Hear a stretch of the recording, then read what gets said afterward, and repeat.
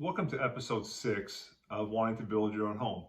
And previously, we've talked about the building process up through the backfill and getting walls and so forth poured in your basement. Episode 6, we're going to take a focus on a little bit of framing, but not a lot. Again, 2x4 versus 2x6 construction, we've talked about a little bit.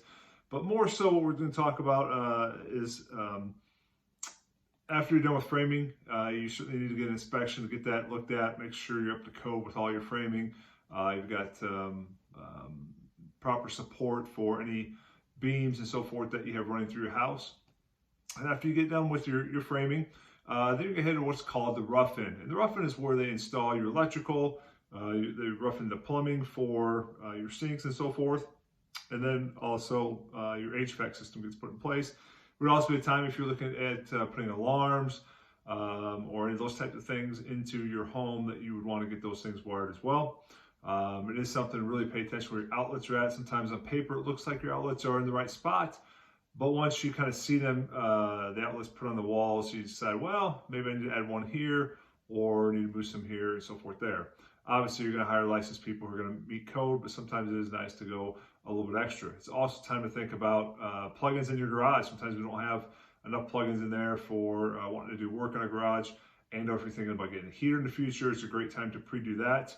If you're somebody who's interested in a hot tub, those type of things, if you don't want to purchase them right now, it's a great time to get all that stuff wired in. It's much more economical to do it at this point than to do it after the fact. So you want to think about that, your electrical. Plumbing's rather straightforward. Obviously, wherever you have your tubs and your toilet set, they're going to plumb to those areas. They can pre-plumb as well for potential, if you had a gas fireplace, those type of things outdoors would be time to get that plumbed in as well. And then HVAC obviously is going to be to whatever specifications the code requires at that point. When those are complete, you can get another inspection. The inspector's going to go through those areas and make sure that all are up to code. Sometimes they're done at the same time you do framing inspection as well. But those things will be checked by city, county, or who is responsible for your particular area when it comes to inspections. Once these are completed, then we're heading to insulation. Insulation is something that has really changed a lot through the years. You have bad insulation, you have blown insulation, you have spray insulation. So it's really something that you want to think about. Obviously, there's a cost difference, but there's also cost savings when it comes to your heating and cooling bills. I personally did one house where we sprayed closed cell for 1 inch, and then we blew behind it to fill in the rest of the void of the wall. If you do that, it's a great way to soundproof your house. It does seal it up very tight, so you may have to consider putting a dehumidifier or something on your furnace to help with the humidity within your home. Traditional new construction in the Des Moines area, you're just going to see batt insulation and then blown attics. Blown attics are still very common. Again, want to understand the depths, you get the proper insulation. Want to probably at least be above an R44 for your attics. R50 is better. Again, just helps kind of seal things in. Again, blown insulation is not super expensive. And the same thing, again, if you have 2x6 wall, you're going to get more insulated value, R19, R21, versus if you have a 2x4 wall. So those are things to consider that may not be really sexy and glamorous, but are really important down the road in terms of saving you money. So when it comes to spray insulation, you definitely will want to talk to somebody whether you want closed or open cell. They, again, are more expensive, but do a great job of sealing up your house. Also at this time, we want to talk about some windows and doors in terms of the exterior. Windows, again, you have wood, you have vinyl, you have now fiberglass products that are out there. There is a difference in window manufacturers. You do want to do your research to make sure you understand what you're doing. Obviously, we see lots of white vinyl windows put out there. When you do get into black, I do highly recommend you think about fiberglass. Obviously, vinyl expands, contracts quite a bit. If you put a black window in and it takes heat from the south, it is going to expand and contract quite a bit. So think about those things. Wood is kind of the older, more traditional style. We don't see that quite as often, but there's some great wood products that are out there as well.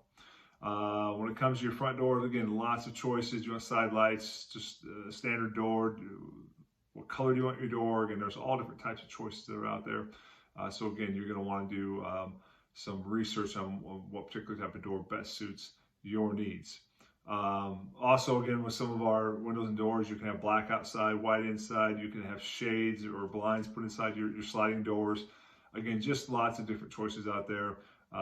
Big thing to remember, again, is the everybody with those windows. Again, you want nice seals around the windows, and again, you want windows that are designed to keep the cold or the hot outside the house. Again, windows do let in lots of outside environments and so forth there.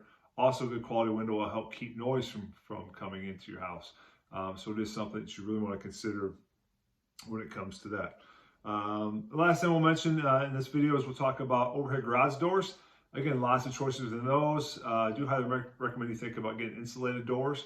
Again, just helps keep some of that cold air out that we have here in the wintertime. Also, may want to consider putting some type of windows either in the top row, or if you like more modern style, that go down each one of the rows of your panels, because again, that light is sometimes nice to have in your garage, so it's not quite as dark in your garage.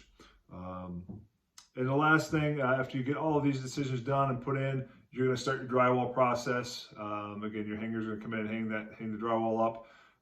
And then you're going to have to decide in terms of your texturing what type you like. Again, that's a personal preference. A lot of times not a huge financial difference with the choice you like, but you have to decide how you want your ceilings and walls textured for your home. Other than that, we'll wrap up episode 6 with those items. Thanks for watching.